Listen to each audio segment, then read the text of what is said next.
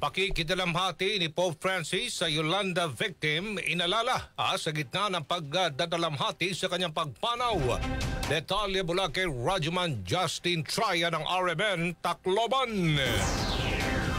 Parang nawala ng tatay. Ganito inilarawan ni Jenita Aguilar ang kanyang naramdaman matapos mabalitaan ang pagpanaw ni Pope Francis. Ayon kay Jenita, gabi-gabi niyang isinasama sa panalangin ang paggaling ng Santo Papa. Kaya't labis ang kanyang pagkagulat at lungkot nang mabalitaang pumanaw ito nitong Lunes. Sa kabila ng pagpanaw, dalangin ni Jenita na magsilbi pa ring inspirasyon ang Santo Papa sa buong mundo at manatiling buhay sa alaala ng bawat isa ang kabutihang kanyang ipinamalas. Isa si Jenita at ang kanyang pamilya sa mga pinalad na personal na makadaupang palad at mabasbasa ni Pope Francis noong January 17, 2015 sa kanyang pagbisita sa Archdiocese of Palo, mahigit isang taon matapos ang mapaminsalang pananalasa ng Super Typhoon Yolanda. Samantala, binalikan din ni Reverend Monsignor Gilbert Orbina, Vicar General ng Archdiocese of Palo, ang makasaysayang pagbisita ng Santo Papa. Ayon sa kanya, kahit pa masama ang panahon noon, pinatunayan ni Pope Francis ang kanyang taos-pusong pakikidalamhati at malasakit sa mga nasalanta sa pamamagitan ng kanyang presensya at panalangin. Kasama mo sa RMN Tacloban, Rajuman Justin Traya, Tatak RMN.